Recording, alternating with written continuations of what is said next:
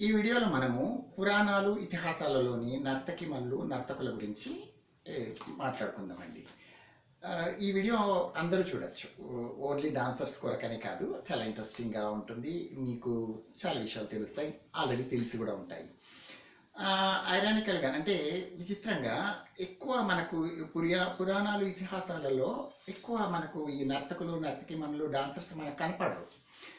నాకు తెలిసి గొప్పగా చెప్పుకోవాలి అంటే ఒక 5-6 మంది ఉన్నారు. అందులో ఒక ఇద్దరు మగవాళ్ళు ఉన్నారు, ఇద్దరు ముగ్గురు మగవాళ్ళు ఉన్నారు, ఒక 5-6 మంది 5-6 మంది ఆడవాళ్ళు ఉన్నారు అనమాట. దీంట్లో మనం ముఖ్యంగా అంటే ఇప్పుడు ఈ డాన్స్ అనేటప్పటికీ లేడీస్ అని అనుకుంటాం కదా. ఇప్పుడు ఈ డాన్స్ క్లాసికల్ డాన్స్ అనేటప్పటికి ఇప్పుడు ఫస్ట్ మనం పోవాల్సింది మగవాయన ఎవరు? శివుడు అని అనుకుంటారు మీరు. కాదు కాదు, శివుడికి అసలు ఆయన డాన్స్ చేసినట్టే తెలియదు. మీకు పాత వీడియోలో డివైన్ డాన్స్ అని ఒక వీడియోలో చెప్పాను ఆ హిస్టరీ గురించి. ఆయనకు శివుడు ఆయన డాన్స్ చేసినట్టే ఆయనకు తెలియదు. మరి ఆయనకి తెలిసింది ఎవరి ద్వారా? నంది ద్వారా. అంటే నంది ఫస్ట్ మనకు చక్కటి క్లాసికల్ డాన్సర్ అనమాట. అంటే ఆ నందిని చూసి నందితో పాటు పార్వతి కూడా కంపోజ్ చేసుకొని వీళ్ళిద్దరు ఫస్ట్ క్లాసికల్ డాన్సర్స్ అంటే విశ్వంలో. వీళ్ళు అంటే నంది గురించి మీకు ఆల్రెడీ ఇంతకుముందు చెప్పాను, పాత వీడియోస్లో మీరు చూడొచ్చు. అది పెద్దగా అయిపోతుంది ఇప్పుడు చెప్తే. పార్వతి గారు ఏంటంటే ఈవిడ నేర్చుకోవటం కాకుండా చాలా ఒకరిద్దరికి నేర్పించింది. అంటే బాణాసురుడి కూతురు ఉషాకు నేర్పించింది. ఆవిడ భూమి మీదకి వచ్చి ఒక కృష్ణుడి భార్యలు 16,000 మందికి నేర్పించింది. ఇవన్నీ కూడా పాత వీడియోస్లో నేను చెప్పాను. సో అంటే ఇప్పుడు ఫస్ట్ మనం చెప్పుకోవాల్సింది ఏంటి? పార్వతి, తర్వాత నంది. శివుడు తర్వాత జాయిన్ అయ్యారు. అంటే శివ పార్వతులు చేసేది ఫస్ట్ ఓన్లీ తాండవాలు 9 రకాలు ఉంటాయి. దాంట్లో ఒక లాస్యతాండవం, శివతాండవం ఇలాంటివన్నీ ఉంటాయి కదా. సో లాస్యతాండవం అంటే ఓన్లీ పార్వతి చేసేది, శివతాండవం అంటే ఓన్లీ శివుడు చేసేది, ఆనంద తాండవం అంటే ఇద్దరు కలిసి చేసేది, రుద్ర తాండవం అంటే ఈయన విగ్రసిగా చేసేది, ఇలాంటివి ఉంటాయి అన్నమాట. సో వీళ్ళ గురించి మీకు ఆల్రెడీ తెలుసు. ఇంకా ఇప్పుడు మనం ముఖ్యంగా ఒక 4 డాన్సర్స్ గురించి మాట్లాడుకుందాం. వాళ్ళు ఏంటంటే దేవకన్యలైన రంభ, ఊర్వశి, మేనక, తిలోత్తమ. సో వీళ్ళ గురించి చాలామంది వినింటారు. రంభ అంటే ఆహా ఓహో అనుకుంటారు తప్ప ఆవిడ గురించి పెద్దగా చాలామందికి తెలియదు. అంటే అంటే నలుగురిలో 4 లక్షణాలు ఉన్నాయండి. నలుగురు 4 అంటే 4 లోక కళ్యాణాల కొరకు వాళ్ళు ఉద్భవించారు. వాళ్ళని ఎవరు పుట్టించలేదు, వాళ్ళు పుట్టలేదు. సో దే ఆర్ అంటే ఉద్భవించారు. సో అది ఎలానో చూద్దాం. ఫస్ట్ రంభ అనుకుంటే ఈవిడ గురించి చాలామంది అంటే కామెడీగా కానీ అందంగా కానీ దేంట్లో విషయంలో మాట్లాడుకున్నా ఫస్ట్ రంభ అనే మాట్లాడుకుంటారు. సో ఈ రంభ అంటే ఈవిడ పుట్టింది అంటే కాంట్రవర్సీ ఈవిడ పుట్టక గురించి. కొందరు ఏమంటారంటే ఈవిడ అంటే జనరల్గా అందరూ అనుకునేది ఏంటంటే ఈవిడ దేవతలు రాక్షసులు అంటే చిలకరించినప్పుడు పాల సముద్రంలో నుంచి ఉద్భవించింది. ఐరావతాలు ఇవన్నీ అక్కడి నుంచి వచ్చాయి కదా. ఒక కల్పతరువు ఇలాంటి లక్ష్మి గారు వీళ్ళందరూ, చంద్రుడు వీళ్ళందరూ అక్కడి నుంచి వచ్చారు పాల సముద్రంలో నుంచి చిలికినప్పుడు. ఈవిడ కూడా అలానే వచ్చింది కాబట్టి ఈవిడ ఇంద్రుడి దగ్గరికి ఉంది అని అంటారు. కొందరు అవి ఒప్పుకోరు, వాళ్ళు వేరే ఏదో స్టోరీ చెప్తారు, అది మనకు తెలియదు. కానీ ఇక్కడ మన రంభ ఉద్భవించటం వల్ల ఎన్నో గొప్ప విషయాలు జరిగాయి. ముఖ్యంగా మనకు రామాయణంలో అంత పొడుగ్గా సాగా తీసినారు రామాయణం అంటే అది రంభ వల్లనే. ఎందుకంటే ఈ రంభ వల్లనే ఎవరు మన కారణజన్ములు అని అందుకే అంటారు. ఈ రంభ వల్లనే మన రావణుడు సీతను ముట్టుకోలేకపోయాడు కనీసం. అంటే ఆమెను తీసుకొని అయితే రాగలిగాడు, ఆవిడ శీలాన్ని కాపాడబడింది రంభ వల్లనే. ఎలా అంటే మీకు తెలుసు అనుకుంటా, రంభ కుబేరునికి కోడలు అవుతుంది. కుబేరుడు రావణుడికి అన్నదమ్ముడు ఏదో అవుతాడు, కజిన్స్ అలా అవుతారు అనమాట.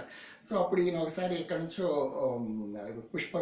పల్లకిలో పోతూ ఉంటే ఈవిడ డాన్స్ చేస్తుంటే చూశాడు మేఘాలలో. ఈయన అతను పోయి ఆకర్షించి ఈవిడ అంటే ఇష్టపడిపోయి ఆయన పోయి అడుగుతాడనమాట. ఆవిడ రిఫ్యూజ్ చేస్తుంది. నేను నీ కోడలు లాంటి దాన్ని, కుబేరుణ్ణి కోడల్ని, కాబట్టి మీరు నాకు మామ లాంటి వల్ల అని అంటే ఆయన ఒప్పుకోకుండా సో హీ రేపుడ్. అలా జరిగిన తర్వాత ఆవిడ వెంటనే చాలా బాధపడిపోయి చాలా మనసు కష్టమైపోయి భర్త దగ్గరిపోయి నేడ్చి బాధపడుతుంది అనమాట. అప్పుడు ఈయనకు శాపం ఇస్తాడనమాట. ఏ ఆడదాని పర్మిషన్ లేకుండా నువ్వు ఆమెను ముట్టుకుంటే నీ తల 1000 వక్కలు అవుతాయి అని చెప్పేస్తాడనమాట. ఆ శాపం వల్ల ఆయన సీతను ముట్టుకోలేకపోయాడు. అంటే రంభ ఒక క్యారెక్టర్ ఇక్కడ మనకు. రంభ ఒక అంటే ఆవిడ గురించి ఎంత అవసరం ఉందో ఇక్కడ మనకి ఈ పురాణాలలో అర్థమైంది కదా. అయితే ఈవిడలో ఒకటి ఉందండి. ఈవిడకి ఏంటంటే విపరీతమైన గర్వం. అంటే ఈవిడ ఏమనుకుంటుంది అంటే ఆ డాన్సర్స్లో ఉండకూడదు కూడా అది. అంటే ఏంటంటే ఈవిడ నన్ను చూసిందే నన్ను పడిపోతారు, ఇక్కడ నేను డాన్స్ చేస్తే ఇంకా నాకు ఎదురే లేదు ఇలా అనుకుని ఆవిడకి ఒక ఓవర్ కాన్ఫిడెన్స్ అయితే ఉంది. ఆ ఓవర్ కాన్ఫిడెన్స్ ఉండడం వల్లనే ఆవిడ విశ్వామిత్రుడు అతడు వాడి దగ్గరికి పోయి రాయి అయిపోయింది అనమాట. అంటే ఆయన అసలు ఏమైనా పట్టించుకోలేదు. అంటే అందరి వల్ల జరగదు, ఆయన అయితే మరి అంత కఠోరుడు అనమాట. అంత ఆయన దగ్గర కూడా పోయి ఈవిడ అంత ఈజీగా తనంత, అందుకే ఎవరు ఏ డాన్సర్స్ కూడా తను ఎప్పుడు నేను చాలా మంచి డాన్సర్ని, నాకంటే మించిన వాళ్ళు లేరు ఇలా అనుకున్న వాళ్ళు ఎవరు కూడా కంటిన్యూ కాలేదు. సో అలానే ఉంటుంది అనమాట. ఈవిడ ఒక డాన్సర్స్కి ఈవిడ ఒక ఎగ్జాంపుల్. ఇక రెండోది ఊర్వశి. ఊర్వశి ఏంటంటే ఈవిడ గురించి ఈవిడ చాలా గొప్ప అందగత్తే. ఎవరికంటే అందగత్తే ఈవిడ లాస్ట్ పుట్టింది, అంటే ఉద్భవించింది. ఎట్లా అంటే రంభ, ఊర్వశి, రంభ, మేనక, తిలోత్తమ ఈ ముగ్గురు తర్వాతనే ఈవిడ పుట్టింది అనమాట. అంటే ఈవిడ ఎందుకు మరి రంభ ఆల్రెడీ ఉంది, వీళ్ళు ముగ్గురు ఉన్నారు, ఈవిడ అవసరం ఏమొచ్చింది అంటే ఈ అంటే ఇంద్రుడికి అలవాటు ఉంది కదా, ఎవరు తపస్సు చేస్తే నా సీట్కి ఎక్కడ ఆయన దెబ్బ వచ్చేస్తుంది అని పోయి వీళ్ళని పంపించి ఇంటాక్సికేట్ చేసి వాళ్ళని అది పాడు చేయటము ఆ తపస్సు అని ఈయనకు అలవాటే కదా. సో అలా ఈయన ముగ్గురిని పంపించి చూశాడు ఎవరి దగ్గరికి, మన నారాయణుడు అనే ముని దగ్గరికి. ఆ మునితో పాటు వేరే మునులు కూడా చేస్తున్నారు, కానీ వాళ్ళు ఎవ్వరు ఈ రంభకు కానీ మేనకకు కానీ తిలోత్తమకు కానీ పడలేదు వాళ్ళు. సో పడకుండే లోపల ఎంత ట్రై చేసినా కూడా వాళ్ళ వల్ల అవటం లేదు. అయితే ఆఖరికి బాగా విసుగొచ్చేసింది. అంటే ఒకరి మీద ఒకరి తర్వాత ఒకరిని పంపించి డాన్సులు చేయటం, ముందర వాళ్ళు డిస్టర్బ్ చేయటం ఇవన్నీ చేస్తుంటే ఆయనకు ఒళ్ళు మండిపోయి ఆ నారాయణుడు అప్పుడు ఇంద్రుడికి సవాల్గా అంటాడు అనమాట, నువ్వు చాలా గొప్ప అందగత్తెలు నా దగ్గర పంపించావు, మేము పడిపోతాం అనుకుంటున్నావు, ఈ ముగ్గురు కంటే అందగత్తెలు నేను చూపిస్తాను చూడు అని ఆయన తొడ మీద ఒక దెబ్బ ఆయన తొడ మీద ఆయన కొట్టుకుంటాడు అనమాట. మామూలుగా తొడ సవాల్ చేస్తారు కదా అట్లా. సో అలా కొట్టినప్పుడు ఆ శబ్దంలో నుంచి ఆవిడ బయటకు వస్తుంది. అంటే ఊర్వశి, ఊరు అంటే తొడ, వశి అంటే స్త్రీ, అంటే ఆ ఊరు తొడలో నుంచి బయటకు వచ్చింది కాబట్టి ఆవిడ ఊర్వశి అంటారు అనమాట. సో ఆవిడ బయటకు వచ్చిన తర్వాత వాళ్ళని చూసి ఈ రంభ వీళ్ళందరూ సిగ్గుపడిపోతే అప్పుడు ఇంద్రుడు చెప్తాడనమాట, నీ సీటు కొరకు మేమేమీ చేయటం లేదు, మా గోల్స్ మాకున్నాయి, నువ్వేం అలా భయపడకు, నీకు కావాలంటే ఇదిగో ఏమిని కూడా తీసుకెళ్ళు అని ఈ ఊర్వశిని కూడా ఆయనకి గిఫ్ట్గా ఇస్తారనమాట. చూడండి ఆ రోజులలో వాళ్ళకి ఎంత పెద్ద హార్ట్ ఉందో చూడండి. అంటే నిన్ను పాడు చేయాల్సిన వాడి దగ్గరికి వచ్చి వాడి గిఫ్ట్ ఇచ్చి పంపిస్తున్నారు. సో ఇలాంటివి ఇవాళ రేపు మనం చూడం కదా, కనీసం సినిమాల్లో కూడా కనపడలేదు నాకు తెలిసి.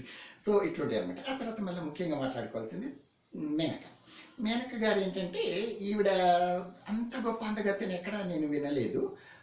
ఈవిడలో ఏంటంటేనండి ఓవర్ కాన్ఫిడెన్స్ లేదు. అంటే రంభకి ఎగ్జాక్ట్లీ ఆపోజిట్ అనమాట.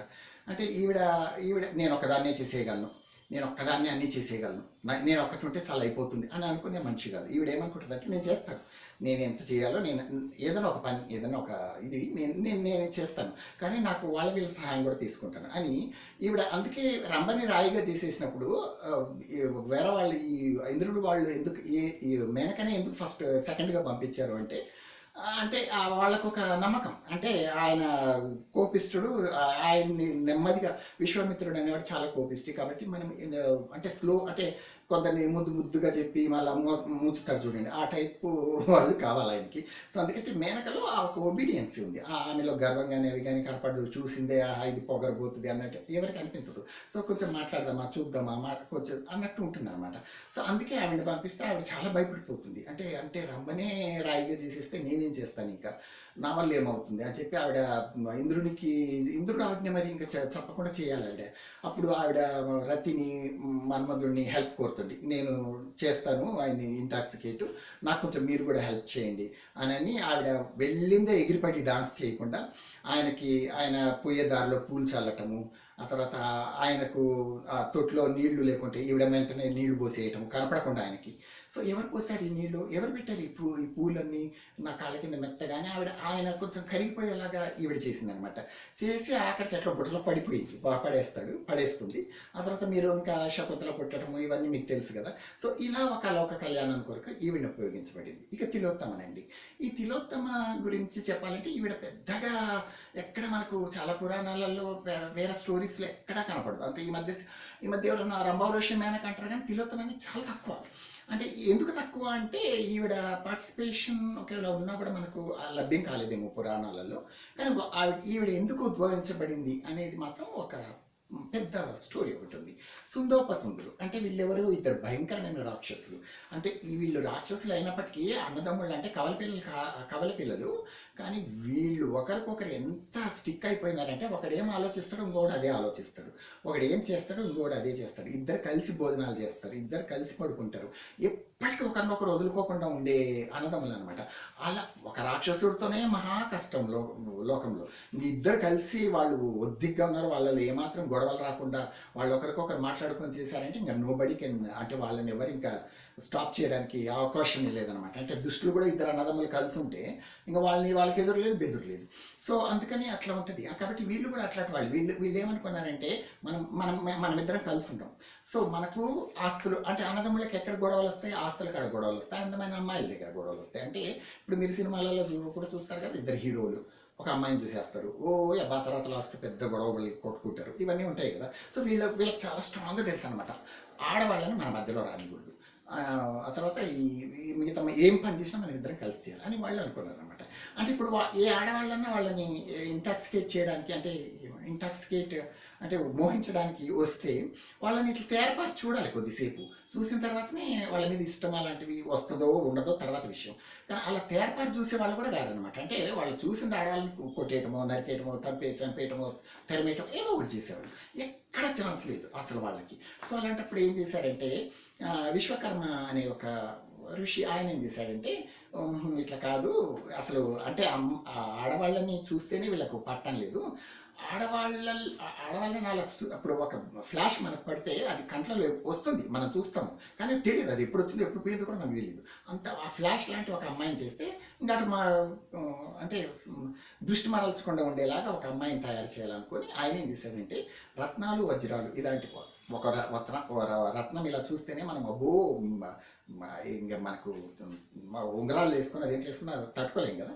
సో అలాంటిది ఇప్పుడు ఒక్కొక్క వజ్రంలో ఒక్కొక్క రత్నంలో నుంచి అణు అంటే తిల్ అంటే ఒక నువ్వు అంత పదార్థాన్ని, అంటే శ్రేష్టమైన పదార్థాన్ని ఆ వజ్రంలో, ఆ రత్నంలో ఆ శ్రేష్టమైన పదార్థాన్ని ఒక్కొక్క దాన్ని తీసి ఒక స్త్రీగా తయారు చేశారు. అంటే ఈవిడ రత్నాలతో వజ్రాలతో తయారు చేయడం కాకుండా దాంట్లో నుంచి శ్రేష్టమైన అణువులో నుంచి తయారైంది అనమాట. అంటే ఇంకా చూసుకోండి, మనం మామూలుగా ఒక చిన్న బొమ్మని దాని మీద 2-3 రవ్వలు ఉంటేనే తెగ మురిసిపోతాము, నగ మీద ఉంటే కూడా. ఒక అమ్మాయిని అలా చేసేసాడు, ఇప్పుడు చూసింది ఆ మెరిసిపోతుంటుంది వజ్రాలు రత్నాలతోటి. సో అంటే ఆవిడ తయారవటమే అణువు అది కూడా. సో తయారవటము మనకు సెల్స్ ఉంటాయి మన బాడీలో, అట్లా అనమాట ఆవిడ తయారు చేశాడు. తయారు చేసి ఇంకా అలాంటి మనిషిని ఇంకా చూస్తే ఎవరు తట్టుకోలేరు కదా. సో అలా ఈ సుందోపసందులు కూడా ఒక టైం వస్తే ఎవరైనా పడతారంటే వీళ్ళు పడిపోయారు. అంటే ఆవిడని చూసిన వెంటనే వీళ్ళు అంటే తరిమేద్దాం అనుకున్నారు, అంతా వాళ్ళు షాక్ అయిపోయారు, అరే ఇంత అద్భుతమైన ఆడదా అనుకొని ఇంకా మెల్లగా ఇంకా ఆవిడ కూడా కొంచెం ఆవిడ దారిలోకి తీసుకొచ్చిన తర్వాత వాళ్ళిద్దరిలో కూడా వచ్చింది. అంటే చూడండి ఎట్లా జరుగుతుందో, కనీసం ఇట్లా జరిగిపోయింది. నేను ఆమెను చేసుకుంటానంటే నేను ఆమెను చేసుకుంటాను అంటే ఈవిడ ఏం చేసింది, గొడవలు పెట్టింది ఇద్దరికి. నేను మీ తమ్ముడు చేసుకుంటానంటే మీ అన్న నాకు అడ్డుపడుతున్నాడు, నేను చేసుకోవాలని ఉందని అక్కడ పోయి ఇట్లా గొడవలు పెడుతుంది అనమాట. ఇలా గొడవలు పెట్టే లోపల ఈ మధ్య సీరియల్స్లో చూస్తాను అనుకుంటా మీరు ఇట్లాంటి క్యారెక్టర్స్. సో అది అప్పట్లోనే ఉంది. సో అలా వచ్చి ఆవిడ ఏం చేసిందంటే ఇద్దరు గొడవలు పడి ఒకరినొకరు చంపుకుంటారు అనమాట. వాళ్ళంతా బలవంతులు, ఇంకా అలా చంపుకొని వాళ్ళ లైఫ్ అలా అయిపోయింది అనమాట. అంటే ఇప్పుడు మనం రంభ, ఊర్వశి, మేనక, తిలోత్తమ అంటే వీళ్ళు డాన్సర్స్ వచ్చి డాన్స్ చేసి వెళ్ళిపోతారు అనుకుంటాం కదా. సో అలా ఏం లేదు, వీళ్ళ వల్ల ఎన్నో చూడండి, రంభ వల్ల సీతకి ఎంత సేఫ్టీ దొరికిందో. సో అలా ఒక్కొక్కరిది ఒక్కొక్క చరిత్ర ఉంది. అంటే మన డాన్సర్స్ కూడా మనం ఏం చేసినా కూడా మనం కూడా లోక కళ్యాణం చేయాలి. ఇప్పుడు అదే అంటాను నేను అందుకే, ఎందుకంటే మనం ఒక డాన్స్ చేస్తే 10 మంది సంతోషపడాలా, వాళ్ళ బాధలు పోవాలా, వాళ్ళు సంతోషపడాలి, వాళ్ళు హాయిగా ఉండాలి, వాళ్ళ బాధను మర్చిపోవాలి. దీని కొరకు మనం డాన్స్ చేయాలి. కానీ ఈ షేకింగ్స్ చేస్తూ వాటి కొరకు కాదు కదా. అలా చేస్తే మీకు ఆల్రెడీ పాత వీడియోస్లో చెప్పాను, ఇంకా నేను చెప్పదలుచుకోలేదు ఎందుకంటే. అంటే మీరు ఇన్ని చెప్పారు కదా, మీరు తిలోత్తమ గురించి కొంచెం చెప్పొచ్చు కదా అని అంటే చెప్పచ్చండి. తిలోత్తమ ఇంద్రుని గురించి. కాకపోతే ఇక్కడ ఏంటంటే ఇంపార్టెంట్ అది కూడా. బట్ కాకపోతే ఏంటంటే ఇక్కడ పిల్లలు కూడా నా వీడియోస్ చూస్తుంటారు, నేను కొంచెం అలాంటివన్నీ చెప్పలేను. కానీ మీకు మంచి విషయం ఒకటి చెప్తాను. యమగోళ అనే సినిమా ఒకటి 1978లో వచ్చింది అనుకుంటా, షో. అది ఎన్టీ రామారావుది. దాంట్లో ఈయన చనిపోయి ఇంద్రలోకానికి వెళ్తే అక్కడ ముగ్గురు, రంభా ఊర్వశి మేనకలు ముగ్గురు డాన్స్ చేస్తారు. దాంట్లో మంజు భార్గవి మేనకగా చేసింది అనుకుంటున్నా. హిందీలో విజయలలిత చేసినట్టున్నారు. అది హిందీ కాదు కానీ తెలుగులో చాలా అద్భుతంగా చేశారు ఒక డాన్స్. ఆడది అందాల సురభామిని అని. మీరు చూడండి ఆ డాన్స్ ఎంత అందంగా ఉంటుందో. మంచు భార్గవి మంచి డాన్సర్, అది మనకు తెలుసు. కానీ ఆ మిగతా ఇద్దరు ఊర్వశిగా రంభగా చేసిన వాళ్ళు కూడా చాలా అద్భుతమైన డాన్సర్స్ అంట. మంజు భార్గవి గారు చెప్పారు ఒక ఇంటర్వ్యూలో, వాళ్ళు నాకంటే గొప్ప డాన్సర్స్ అని. సో అంటే వాళ్ళంత ఈక్వల్గా నేను చేయాలని చేశాను కాంపిటేటివ్గా. ఆ డాన్స్ మీరు చూడండి ఎంత అద్భుతంగా ఉంటుందో. ఆ తర్వాత ఈ రంభా ఊర్వశి మేనక, శివుడు, పార్వతి, నంది, వీళ్ళు కాకుండా ముఖ్యంగా ఇంకా మగవాళ్ళు ఎవరు లేరా అనుకుంటే ఉన్నారండి, అర్జునుడు. అర్జునుడి గురించి మీకు తెలుసు కదా. అర్జునుడు సవ్యసాచి ఆయనకి తెలియని విద్యలు లేవు. సో ఆయన డాన్స్ కూడా తెలుసు అనమాట. ఇంకా ఆయన బృహన్నలుగా అయినప్పుడు ఊర్వశి దగ్గర పోయి నేర్చుకుంటాడు అనమాట. ఇంకా అక్కడ ఆ తర్వాత మీకు తెలుసు కదా, బృహన్నలు కాకుండా బృహన్నల ఆవిడ శాపం వల్ల అవుతాడు. ఈవిడ ఇంద్రుడి దగ్గర ఈయన కొన్నాళ్ళు ఏదో విద్యల కొరకో దేని కొరకో ఉన్నప్పుడు ఆయన అక్కడ ఊర్వశి దగ్గర నాట్యం నేర్చుకుంటాడు అనమాట. ఆ నాట్యం చాలా అద్భుతంగా నేర్పిస్తుంది. ఈయన కూడా నేర్చుకుంటాడు. ఈయన తర్వాత ఉత్తరకు నేర్పిస్తాడు. ఉత్తర మీకు తెలుసు కదా, అభిమన్యుడి భార్య. సో అంటే కోడల ఈయనకి. సో ఈయనకు నేర్పిస్తాడు అనమాట. సో ఇలా మన పురాణాలలో చాలా తక్కువ ఉన్నాయి. ఇంకా వేరే ఎవరైనా ఉన్నారో నాకు తెలియదు, ఒకవేళ ఉంటే ఉండొచ్చేమో, బట్ నాకు అంతగా లేడు. నేను విన్నవైతే ఇంతే. ఎవరైనా ఉంటే మీరు చెప్పండి. Okay, thank you so much.